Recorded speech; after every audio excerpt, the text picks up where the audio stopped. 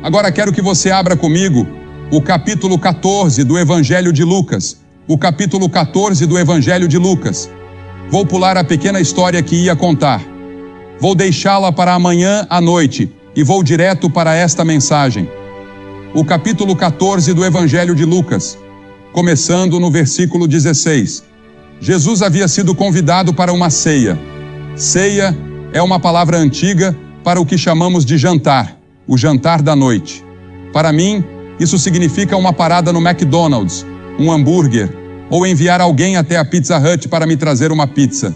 Mas naquela época, chamavam isso de ceia, e quando estou em casa, chamamos de ceia. Mas minha esposa está aqui esta noite e não conseguimos ir para casa tanto quanto antes, porque não temos mais filhos em casa. Temos 2 cachorros e passamos lá de vez em quando para dizer oi. Eles cuidam do nosso lugar para nós.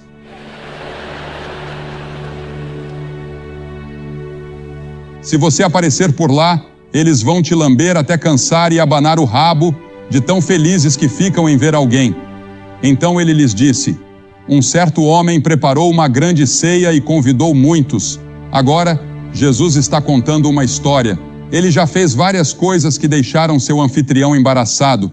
Estava na casa de um fariseu e curou um homem naquele dia, embora fosse sábado, e isso não era permitido segundo eles. Ele disse: tudo bem, se você tiver um boi que caiu em um poço, você não o ajudaria a sair desse poço no sábado? E eles ficaram em silêncio. Jesus sabia que eles estavam sem resposta, e então contou outra história sobre um casamento. Depois, ele conta esta história. Um certo homem preparou uma grande ceia e convidou muitos. Em outras palavras, ele convidou muita gente e enviou seu servo na hora da ceia para dizer àqueles que já haviam sido convidados: venham, porque tudo já está pronto.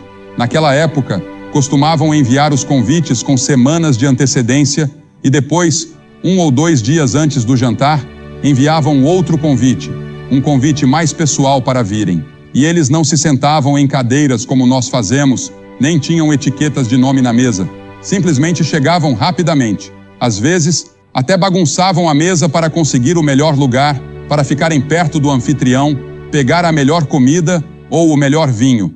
E era assim que chegavam. Mas Jesus estava nesta refeição, e ele havia sido convidado, e estava sentado lá, contando a história de outra ceia.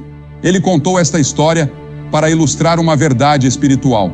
Então, este homem enviou seu servo na hora da ceia para dizer a todos: venham, pois tudo já está preparado. E todos, de comum acordo, começaram a apresentar desculpas. O primeiro disse: comprei um terreno e preciso ir vê-lo, peço que me desculpe. E outro disse: comprei 5 juntas de bois e preciso testá-los, peço que me desculpe. E outro ainda disse: casei-me e por isso não posso ir. Então, aquele servo voltou e contou essas coisas ao seu senhor. Então, o dono da casa ficou irado e disse ao servo: vá depressa para as ruas e vielas da cidade e traga os pobres, os aleijados, os coxos e os cegos. E o servo respondeu: Senhor, fiz tudo como ordenaste, mas ainda há lugar. E o Senhor disse ao servo: vá pelos caminhos e cercas e insista para que venham até minha casa, para que fique cheia. Pois vos digo que nenhum daqueles que foram convidados provará da minha ceia. Enquanto comia, Jesus usava essas 2 histórias para falar sobre uma verdade muito séria, pois aquelas pessoas a quem se referia tinham uma necessidade especial. Li outro dia e vi na televisão sobre um novo scanner corporal que consegue monitorar alterações químicas mínimas em células doentes, praticamente em tempo real, enquanto acontecem, um olho que tudo vê, que revela tudo o que há de errado em seu corpo. Agora, Deus também tem um scanner, e Deus está te escaneando esta noite. Ele está examinando seu coração, sua mente, sua alma e seu espírito. E Ele vê a necessidade espiritual em sua vida. Jesus estava dizendo que todos nós temos uma necessidade espiritual. Há uma culpa universal. Todos somos culpados de quebrar a lei de Deus. O apóstolo Paulo escreveu aos Romanos, no capítulo 3, agora sabemos que tudo o que a lei diz, o diz aos que estão sob a lei, para que toda boca seja calada e todo o mundo fique culpado diante de Deus. Ninguém estará no julgamento dizendo: Senhor, eu não fiz isso. Esse scanner tem registrado tudo desde o momento em que você foi concebido no ventre de sua mãe. Os computadores estão rodando. Os filmes foram gravados, não apenas de suas ações, mas também de seus pensamentos. Agora, as leis dos homens podem mudar, mas as leis de Deus jamais mudam.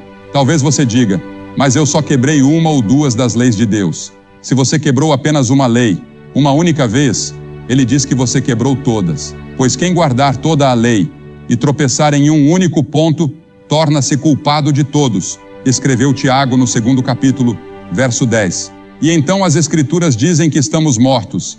Em Efésios 2:1 diz: E vos vivificou, estando vós mortos em delitos e pecados. Nosso espírito, nossa alma, está morta para Deus. A Bíblia diz em 1 Timóteo 5 que estamos mortos enquanto vivemos. Estamos vivos fisicamente, mas nossa alma, nosso espírito que vive dentro de nós, o verdadeiro eu, que poderia ter comunhão com Deus, está morto. Estamos mortos para com Deus. E quando estamos mortos para com Deus, estamos mortos uns para com os outros. Essa é a razão pela qual temos guerras, tensões em casa e tantas dificuldades para nos entendermos.